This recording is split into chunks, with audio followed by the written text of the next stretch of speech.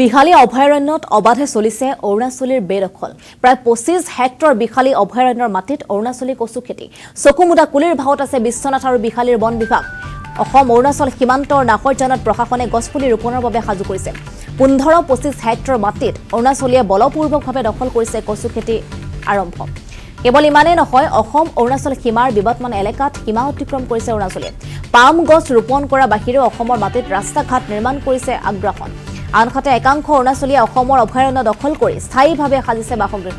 আনহাতে অসমৰ সীমাত বাস কৰা খিলঞ্জীয়াই অৰুণাচলী ত্ৰাসত অতিষ্ঠ হৈ উঠিছে।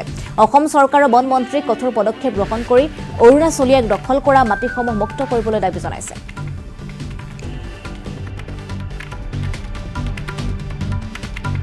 গভৰ্ণমেণ্টৰো এটা কঠোৰ সিদ্ধান্ত লোৱাৰ কাৰণে আমাৰ ফৰেষ্ট ডিপাৰ্টমেণ্ট DC অফিচৰ পৰা কেইবাবাৰো এবাৰ দুবাৰ নহয়, আমাৰ ৰাইজৰ হেঁচাত যি নহওক, ৰাইজৰ হেঁচাত কেইবাবাৰো এই অৰুণাচলে নতুনকৈ বনোৱা ঘৰবিলাক ভাঙি থৈ আহিবলৈ সক্ষম হৈছিলে। সেইখিনি আমি বিজেপি চৰকাৰ দিনৰ আগৰ কথা কৈ আছোঁ। 2014 চনত যিটো অৰুণাচল আগ্ৰাসনৰ বিৰুদ্ধে এটা ডাঙৰ আন্দোলন হৈছিলে, তাত 15জনকৈ মানুহ শ্বহীদ হৈছিলে। তো সেই আন্দোলনৰ সময়ত কিন্তু এটা ক'ব গ'লে যে আমাৰ অসম চৰকাৰৰ এটা আক্ৰমণাত্মক পজিশ্যন আছিলে। কিন্তু যেতিয়া বিজেপি চৰকাৰ ক্ষমতালৈ আহিল, বিজেপি চৰকাৰ ক্ষমতালৈ অহাৰ পাছত লাহে লাহে কি হৈ গ'ল যে চৰকাৰৰ ঢিলা মনোভাৱৰ কাৰণে প্ৰশাসনো ঢিলা হৈ গ'ল, ফৰেষ্টো ঢিলা হৈ গ'ল। গতিকে অৰুণাচলৰ পুনৰ এটা আক্ৰমণাত্মক অৱস্থানত আহি গ'ল।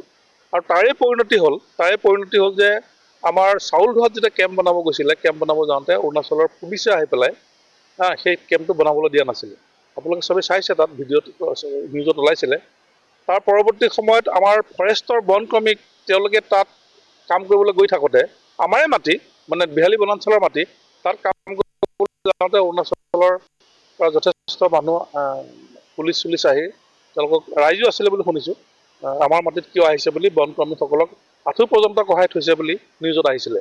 বাতৰিত অহা কথা, বাতৰিত আহিছিলে, আমি তাত যাব নোৱাৰোঁ, বাতৰিত আহিছিলে। কিন্তু সেইবিলাক বিষয়তো মই ভাবোঁ যে অসম চৰকাৰে কাউণ্টাৰ পাৰ্ট, মানে অৰুণাচল চৰকাৰৰ লগত কোনো ধৰণৰ এটা, আমি যে বেয়া পাইছোঁ অসম চৰকাৰে, হয় নহয়, তেনেকুৱা ধৰণৰ কোনো হাই অফিচাৰ লেভেলত কোনো কথা বতৰা হোৱা নাই, বা ফৰ্মেলি অসম চৰকাৰে কোনো তেনেকৈ বিবৃতিও দিয়া নাই যে এইটো কথাটো বেয়া হৈছে।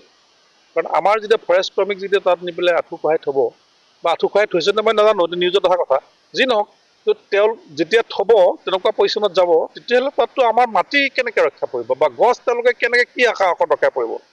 আনকি এনেকুৱা আছে বন মাফিয়াবিলাকেতো অৰুণাচলৰ লগ লাগি পেলাই তো আমাৰ গছ কাটিব আৰামছে। তেতিয়া আমাৰ ফৰেষ্ট প্ৰশাসনটো তেনেকৈ হ'ব, ভয় খাই যাব। আমি যদি গছ ৰক্ষা কৰিবলৈ যাওঁ, তো আমাক আঁঠু কঢ়াই থ'ব। তেনেকুৱা পজিশ্যন আহি গ'ল। আৰু তেওঁলোকৰ ওপৰত নিৰ্দেশ আছে কি, চৰকাৰৰ পৰা যে আপোনালোকে ৰিপৰ্টহে কৰিব পাৰিব, আপোনালোকে কোনো একশ্যন ল'ব নোৱাৰিব। তো যদি একশ্যনেই ল'ব নোৱাৰিব, তেতিয়াহ'লে তাতো তেওঁলোকে এৰিয়ে দিব লাগিব। গতিকে এতিয়া দুষ্ট চক্ৰ, মানে কৈছোঁ, অসমৰ যদি বন মাফিয়াবিলাক লগ হৈ অৰুণাচলৰ লগত, তেওঁলোকে যদি এফালৰ পৰা যদি তহিলং কৰি আনিছেই, আমি শুনি গম পাইছোঁ। গতিকে এইটো এটা ডাঙৰ এটা চক্ৰ ওলাইছে, যিটো চক্ৰৰ কাৰণে মই ভাবোঁ যে বিহালী বনাঞ্চলত যিটো হৈছে, আজি অহৰহ ধাৰাবাহিকভাৱে দিনে নিশাই এয়া JCP চলাই তেওঁলোকে আমাৰ যিটো ভাৰতীয় সেনা বাহিনীৰ যিখন প্লেণ্টেশ্যন আছিলে, সেইখনত তেওঁলোকে JCP চলাই এয়া নলা খান্দি, তাৰপাছত তেওঁলোকে এই পাম গছ ৰুইছে, প্লাছ এইফালে তেওঁলোকে মানে ঘৰ সাজিও আছে। গতিকে এনেকৈ অবৈধভাৱে তেওঁলোকে ধাৰাবাহিকভাৱে যদি বিহালী বনাঞ্চলত আমাৰ দিনে প্ৰৱেশ কৰে, তেতিয়াহ'লে আমাৰ বিহালী বনাঞ্চল দেখোন অভয়াৰণ্যৰ নামত একো নাথাকে, অকল নামটোহে থাকিব, মেপতহে থাকিব, কিন্তু মাটি নাথাকে, গছ গছনি নাথাকে, একো নাথাকে। আৰু আমাৰ ইয়াত যিটো দেখা পাইছোঁ, আমাৰ যিটো ফৰেষ্ট ৰেঞ্জ DFO